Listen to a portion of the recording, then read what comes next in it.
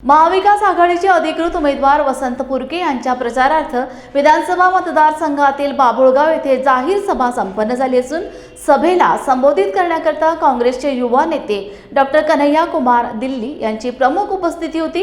या ठिकाणी जाहीर सभेला मार्गदर्शन करताना बीजेपी सरकारवर जोरदार हल्लाबोल केलाय। या देशाचे पंतप्रधान झाले, काय परिस्थिती होती त्यावेळेस काँग्रेसचं सरकार होतं, त्यावेळेस 2014 मध्ये 55 रुपये लिटर पेट्रोलचा भाव होता, आज 110 रुपये पेट्रोलचा भाव आहे। 2014 मध्ये 45 रुपये डिझेलचा भाव होता, आज 95 रुपये डिझेलचा भाव आहे। 2014 मध्ये 420 रुपयात गॅस मिळत होता, आज 1000 रुपये गॅसची किंमत झाली।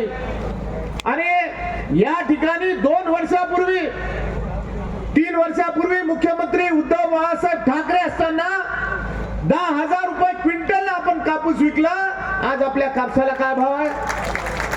7,000 रुपये भावाला कोणी विचारायला तयार नाही।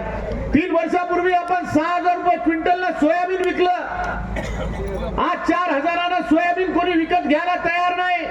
मग हे मोदीला समजत नाही का? या राज्याच्या मुख्यमंत्र्याला समजत नाही का? अरे आम्ही गरीब सामान्य शेतकरी दिवस रात्र शेतीमध्ये राबतो, आमच्या लहान मुलांना बाळांना त्या ठिकाणी शेतात जातो, एक एक कापसाचं बोंड आम्ही सोन्यासारखं वेचतो आणि त्या कापसाला साधा भाव देण्याची हिंमत या ठिकाणचं राज्य सरकार आणि केंद्र सरकार करत नाही। हे मोदी शेतकरी विरोधी आहे। हे भारतीय जनता पार्टीला या शेतकऱ्याचं काही घेणं देणं नाही, शेतमजुराचं काही घेणं देणं नाही। कांग्रेस मुक्त भारत, तब विदर्भ के लोगों ने कहा कांग्रेस हमारी थी, कांग्रेस हमारी है और कांग्रेस हमारी रहेगी। मैं आपको धन्यवाद देना चाहता हूं। कोई सीट हम लोग जीत नहीं पाए थे, फिर भी विदर्भ में कांग्रेस का दीपक जल रहा था। चंद्रपुर की सीट हम लोग जीते थे और अभी आदरणीय खासदार साहब यहाँ मौजूद हैं।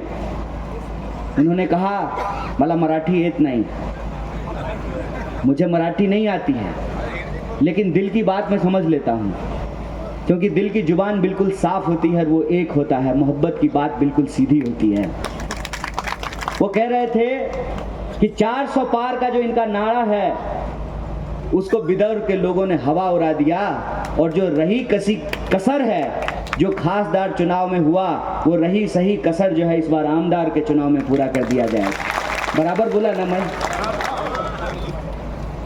जब पूरे देश में भाजपा का अहंकार सर चढ़ करके बोल रहा था और खुलेआम भाजपा के नेता कह रहे थे कि अब की बार 400 पार और 400 पार लाएंगे, संविधान बदलेंगे, और दिल्ली में देश की राजधानी में दिन दहाड़े कानून व्यवस्था की नजरों के सामने इस देश के संविधान की कॉपियां जलाई जा रही थी।